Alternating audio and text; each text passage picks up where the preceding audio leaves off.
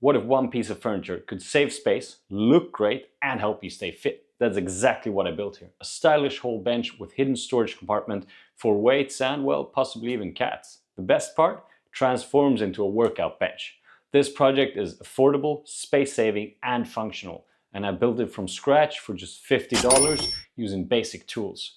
Whether you live in a small apartment or just love smart design, this is a game changer. So let's build it. I kept this build simple, using plywood and softwood for everything. These materials are strong, lightweight, and affordable. First, I cut out all my pieces using my table saw. I will start off by cutting the side panels.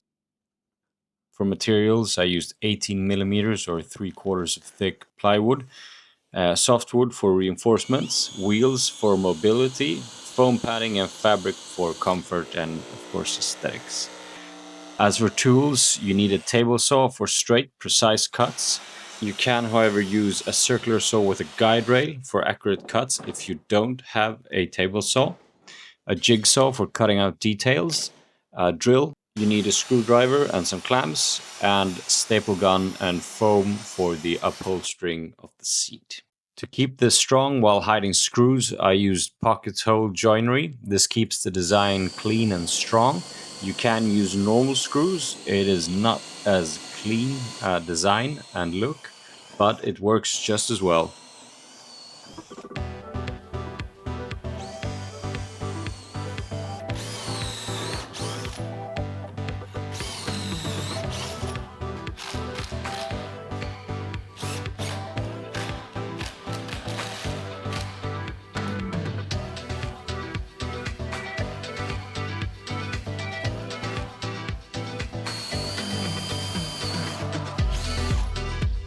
Remember to double check everything that it's square before tightening the screws.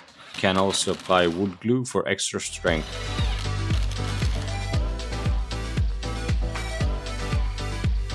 To make this job easy, I'm using my jigs, which I built myself. If you haven't seen the video, I'll put a link in the description. They also are multifunctional and they are cut into perfect angles.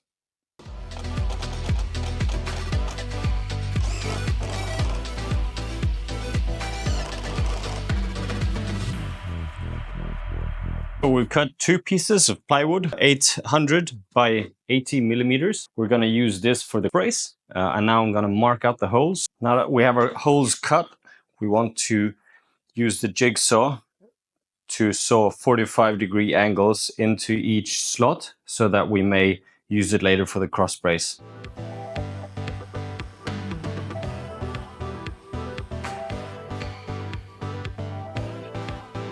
This cut is for the central beam.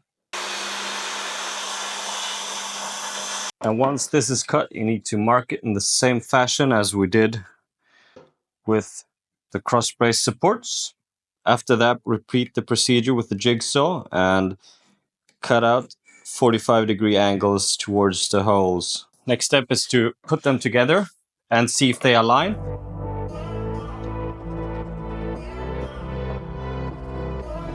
After some minor adjustments, we have a good alignment everywhere.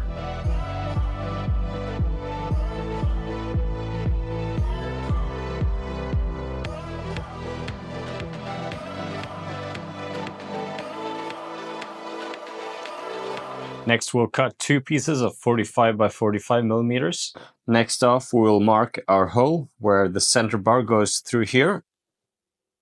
And all of this will be drilled by a 12mm bit. We will then proceed to add washers and start threading this through here. Now we're cutting more plywood for the top section. We're making it for the foldable section and the sitting section. So 2 pieces, we'll both cut them 35 centimeters or 350mm wide. Time to attach the centerpiece with some sturdy screws.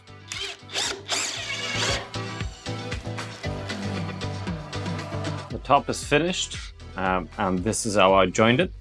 Using a threaded rod, I have attached it to the back here using a hinge mechanism, and this further part will attach to the central beam underneath. making it fully movable and adjustable. Now, things did get more tricky than expected. First, I had to increase the size of these to ensure range of movement. Secondly, the smaller pad, which will be here, has to be movable. Since the back pad moves up, it pushes into it. And I have fixed that issue by using a carriage bolt in the sitting pad, and we'll use a wing nut on the other underside. So you will be able to, from within, just change it, move it, and then you can incline or recline the sitting pad.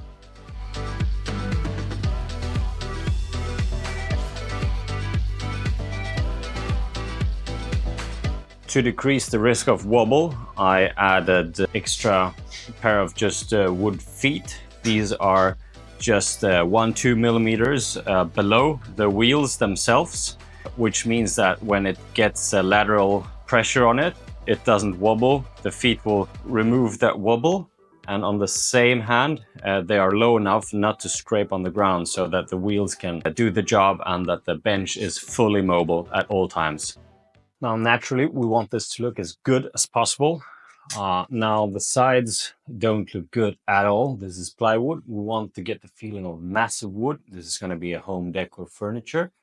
We want it to look perfect, so we will add some wood veneers. I'll do this now. We don't have too many sides to add, just these sides, also the inner side where we have the space to get the weights. So let's do that right now. The trick to add veneers is to align them to one side. In this case, I will align them to the outer side. That is actually not so smart. It would be better to align it on the inner side because it's easier to access the outer side and to trim it. However, here I have a built defect. Down here, there's a small gap and I want to cover it. So I'll do that in the same process. And that's why I will put it on the outer side, perfectly matching on the outer side, and then I will trim the inner side if it's necessary. I'm not sure it's going to be. My trusty iron.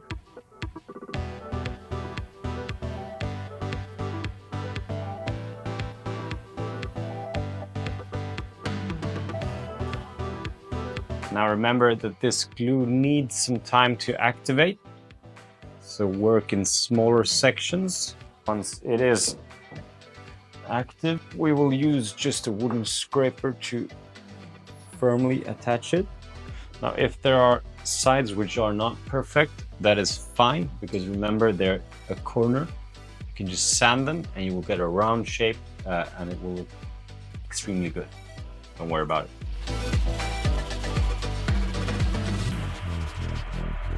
Right, so this step is the upholstery step. It's actually one of the most fun parts. It's like building something big and you're putting on just the final blocks to make it really, really nice. You kind of get a lot of payment for what you're doing. Personally, I love it. Anyhow, I'll show you step by step how to do this part. You're gonna need a staple gun and then just something to cut the foam. Pair of scissors. You could use this as well. I'll be using a 2-inch thick foam, 50 millimeters thick. Remember when doing measurements that you will also put it out on the sides. So if the sitting pad is one dimension, it will get larger if you use thicker foam. So we'll start off by cutting the foam, and then we'll go on to the material. For the material, I've chosen some fake leather. It looks, for me, perfect. It looks really nice. Perhaps not the best for using as a workout bench. It will kind of attract a bit dirt. We will be using a towel over it when we use it. It will look nicer when we have guests or people are just passing by with this material. But if you want the perfect material, you should use marine vinyl. That is extremely easy to clean, and that's what they use in a lot of workout benches.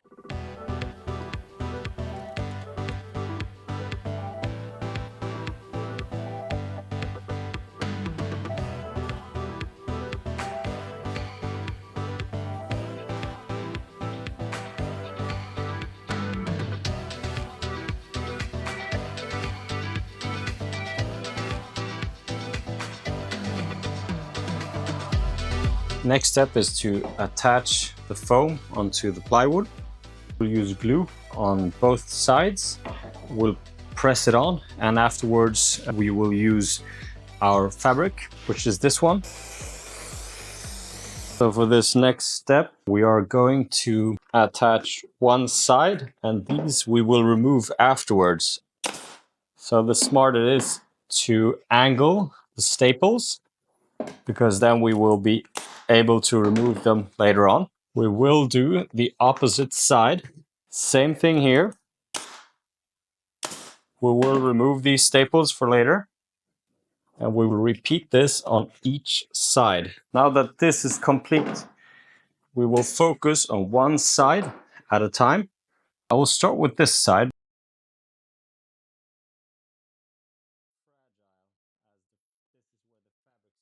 What we're gonna do now is that we're gonna, with all our force, all the power you have, pull it down.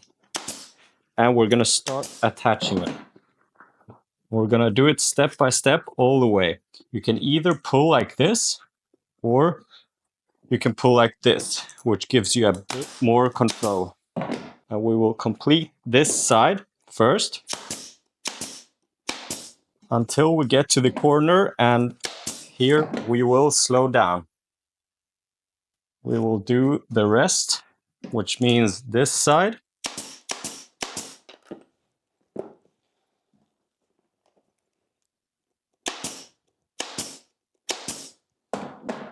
Same here. As you approach the corner, you slow down. Turn it around. You now do the opposite side. Remove the staples. Pull all you can. And start going from the center out to the side.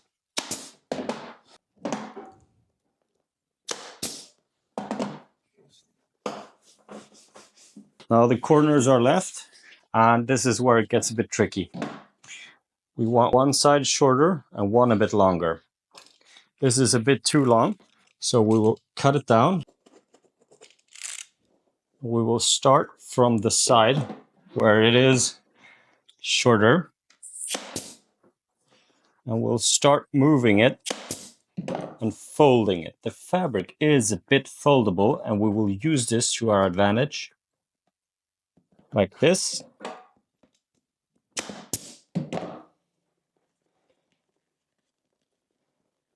Like this.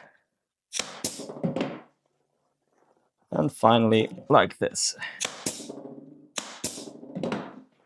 Which gives us a very, very nice corner.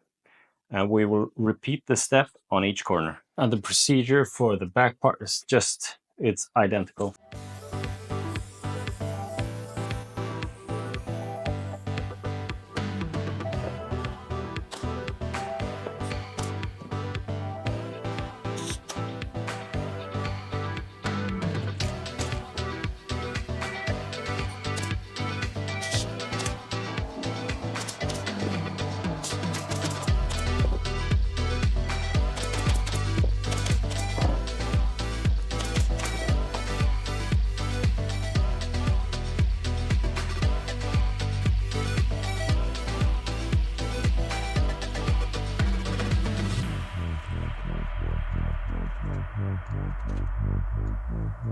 Reinforce staples where necessary. Always when you cut, you find some places where feel a reinforcement would be appropriate. You can reinforce it as much as you want, it's never negative. So you cannot overdo this step unless you staple in here. It would make staples visible.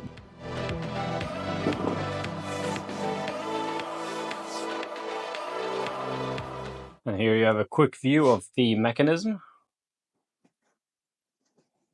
Underneath here, you can change the position of this pad. Fabric looks very nice. Now we'll smooth out all the imperfections, and the last step will be just staining it.